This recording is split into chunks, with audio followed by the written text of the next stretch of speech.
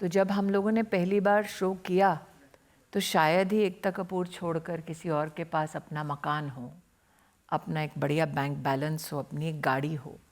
तो जब मैं समाज में दर्शकों से मिलती हूँ, उनको आभार वंदन करती हूँ कि आपकी वजह से 150 परिवार पले। आज भी जब हम वापस, क्योंकि सास भी कभी बहुत ही कर रहे हैं, वो सिर्फ एक पात्र नहीं है, सिर्फ एक सीरियल नहीं है, कई लोगों का रोज़गार है जो जनता की वजह से पलेगा, बढ़ेगा। तो आप याद रखें, जब जब आप टीवी स्विच ऑन करेंगे, किसी के घर में रसोई गैस स्विच ऑन होगी। मुझे तो ये भी बताया गया कि स्मृति ईरानी को उस समय 1800 रुपये रोज़ मिलते थे। हाँ, मुझे मैकडॉनल्ड्स में 1600 रुपये महीने का मिलता था। तो जब मुझे कहा गया कि आप एक्टिंग करेंगे तो आपको दिन का उतना मिलेगा जो आप महीने का कमाते हैं, तो मेरा ध्यान पूरा उस बात पर था कि भाई बड़ी मुश्किल हो रही है आर्थिक, तो अगर अच्छा पेचेक चाहिए तो आपको ये काम करना चाहिए। वहाँ एकता दूसरी ओर बहुत ही भावुक हो रही थी कि मैं इतिहास रचने जा रही हूँ, तुम्हें अंदाज़ा है। मैंने कहा मैडम, पेचेक छोड़ के मुझे कोई अंदाज़ा नहीं है। तो अब सुना है कि वो 1800 रुपये रोज़ के अब 18 लाख रुपए हो गए। 18 लाख तो हुए नहीं, लेकिन अगर हो भी जाएं तो उसमें क्या परहेज़ हो, क्योंकि हमारे फील्ड में महिलाओं को पुरुषों से कम पैसा मिलता है। तो जब तक मैं फील्ड में थी तब तक मैं सबसे हाईएस्ट पेड एक्टर थी, और मुझे कैमरा पे बोलने में कोई दिक्कत नहीं है क्योंकि मैं अपना टैक्स बहुत अच्छे से भरती हूँ। और मैं चाहूँगी कि मुझ जैसे अगर कोई भी आज कोई महिला आपका ये कार्यक्रम देख रही हो, ये यहाँ बैठी कोई महिला हो, वो अपने फील्ड में जाकर कहे कि अगर मुझ में टैलेंट है, अगर मैं अपनी कंपनी को आगे बढ़ा सकती हूँ तो मुझे पुरुष के बराबर सैलरी चाहिए, अगर मैं पुरुष से बेहतर करती हूँ तो उससे बेहतर कॉन्ट्रैक्ट चाहिए। जो तुलसी का रोल आपने किया था, उससे जो एक इमेज बनी थी, उसका राजनीति में कुछ फायदा हुआ? बिल्कुल नहीं, नुकसान हुआ। क्योंकि जब मैं प्रमुखतः राजनीति में आई तब एक्टर्स की ये छवि थी कि वो संजीदा नहीं है, कि वो लेजिस्लेट करना नहीं जानते, देश में कानून पारित करना नहीं जानते, अगर किसी मंत्रालय में हैं तो गंभीरता से अपनी जिम्मेदारी का निर्वहन नहीं करते, समय नहीं देते, जनता से नहीं मिलते, गरीबों का काम नहीं करते। मैं इस कॉन्टेक्स्ट में पूछ रहा था, जैसे हेमा मालिनी जी हैं, वो भी बीजेपी की बड़ी स्टार कैंपेनर हैं, मेंबर ऑफ पार्लियामेंट हैं। वो जब पब्लिक मीटिंग में जाती हैं तो लोग उनसे कहते हैं कि शोले का डायलॉग सुना दो, और फिर वो कहती हैं कि चल धन्नो, आज तेरी बसंती की इज्जत का सवाल है। तो आप जब जाती थी, आपसे नहीं कहते थे कि तुलसी का डायलॉग सुना? कभी मेरी इज्जत का सवाल उठा नहीं। लेकिन हेमा जी का पूरा एक्टर के नाते कार्यकाल आइकॉनिक डायलॉग्स के लिए, आइकॉनिक फिल्म्स के लिए जाना जाता रहा है। आज भी उनको उसी दृष्टि से देखा जाता है क्योंकि उनकी एक अमिट छाप है देश के कल्चरल मानचित्र पर जो मीडिया से उत्पन्न होती है। मेरे सीरियल में ऐसा कोई आइकॉनिक डायलॉग था ही नहीं। हम सामान्य परिवारों की, सामान्य महिलाओं का जीवन दिखाने का प्रयास कर रहे थे। और मैंने राजनीति में भी ये बहुत सोचा समझा एक डिसीजन लिया था कि मुझे अगर एक पॉलिटिकल एक्टिविस्ट के नाम से कोई जाने तो वो स्मृति ईरानी को जाने।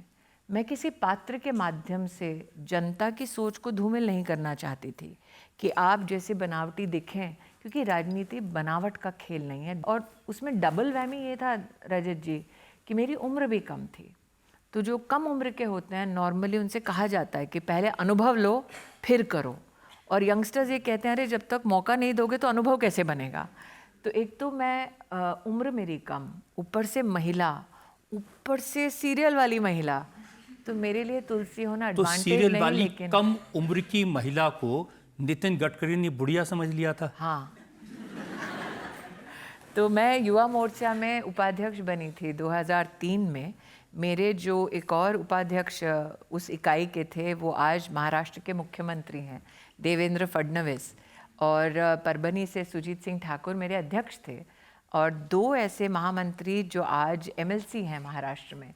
तो नितिन जी ने इन सबको बुलाया और कहा तुम्हारा दिमाग ख़राब हो गया है, उस बूढ़ी औरत को तुमने युवा मोर्चा में क्यों पदाधिकारी बनाया है। तो इन सबको जाके नितिन जी को बोलना पड़ा कि वो पात्र है तुलसी का जो 60 साल की है, ये स्मृति है जो 25 साल की है। तो नितिन जी को तब संतोष हुआ, कहा तो ठीक है, वरना युवा मोर्चा में 60 साल के लोग क्या कर रहे हैं। लेकिन आप कुछ भी कहें, जो तुलसी का पात्र है उसको दुनिया भर में पहचानते हैं। मुझे लोग बता रहे थे जब आप मदीना गई वहां भी तुलसी को पहचानने वाले लोग आ गए थे। मैं मंत्री के नाते मदीना गई थी और वहाँ पर इस बात का कहीं ना कहीं चिंतन था, क्योंकि मैं भारतीय वेशभूषा में गई। मेरी ललाट पर मेरी बिंदी, सिंदूर, गले में मंगलसूत्र, और ऐसी वेशभूषा में अक्सर आप कभी किसी भारतीय महिला को मदीना में नहीं देखते, क्योंकि वो एक पाक जगह है मुस्लिम समाज के लिए। मुझे अनुमति दी गई थी वहाँ से कि आपकी जो वेशभूषा है आप उसमें जा सकती हैं, हमें कोई परहेज़ नहीं अगर आपको कोई दिक्कत ना हो। और वहाँ पर सिक्योरिटी तैनात थी कि अगर कोई कन्फ्रंटेशन हो जाए या कोई ऐसी कोई स्थिति उत्पन्न हो जाए जिसमें कोई नाराज़गी व्यक्त करने स्मृति ईरानी के पास आए, तो सिक्योरिटी आसपास रहनी चाहिए। तो उस वक्त मैं एक छोर पे गई तो अचानक एक भीड़ भागती हुई आई, तो सिक्योरिटी का अलर्ट हो गया कि शायद इस वेशभूषा में देख के कुछ लोग नाराज़ हो गए हैं। अचानक कोई भीड़ से चिल्लाया तुलसी, तो मैंने सिक्योरिटी से कहा नहीं नहीं, मुझ पे आक्रमण करने नहीं आ रहे हैं, ऑटोग्राफ लेने आ रहे हैं। तो सिक्योरिटी ने कहा तुलसी क्या है? मैंने कहा बाद में बताया जाएगा, अभी तो जो आ रहे हैं अलग अलग राष्ट्रों से लोग थे, क्योंकि वो अपनी पिलग्रिमेज के लिए जाते हैं। तो वो सब मुझे अलग अलग देशों से लोग मिले। मुझे बताया गया कि स्वाहिली में, क्योंकि सास भी कभी बहुत ही डब हुआ था, अफ़गानिस्तान के लोग वहाँ थे। उन्होंने मुझे कहा कि उन्होंने टोलो टीवी पर तुलसी का पात्र देखा, और जिसने मेरी डबिंग की थी अफ़गानिस्तान के लिए वो भी चुनाव में खड़ी हुई थी। मैंने कहा चलिए भाई साहब। तो अब जो पात्र देखें हम, क्योंकि सास बहू की में, वो भी इसी तरह का आइकॉनिक पात्र है। उसके लिए तो आपको कटघरे में एकता को भी बिठाना चाहिए था। लेकिन इतना सत्य है कि चैनल हो या एकता कपूर हो, वो जानते हैं कि मेरी जीवन यात्रा पिछले 2.5 दशकों की सामाजिक भी रही है, और मैं चाहती हूँ कि आज की जनरेशन उनके मुद्दे भी हमारी जनरेशन के साथ कैसे टकराव होता है घरों में, कैसे मनमुटाव होता है, कैसे यंगस्टर्स को लगता है अरे मम्मी पापा को समझ नहीं आ रहा इंस्टाग्राम पे क्या चल रहा है, स्नैपचैट पे क्या चल रहा है, आपको क्या पता। और माता पिता की जो जिज्ञासा है या उनकी थोड़ी बहुत जो उनका डर है, और हमसे बड़े जो जनरेशन वाले हैं वो इस बात पर इतराएं कि देखा बच्चे बड़े हुए तो अब पता चला कितना मुश्किल होता है। तो 3 जनरेशन्स का कॉन्फ्लुएंस है, कॉन्फ्लिक्ट है, और कहीं ना कहीं एक समागम है। तो मुझे लगता है वो दर्शक देखेंगे तो उन्हें अच्छा लगेगा।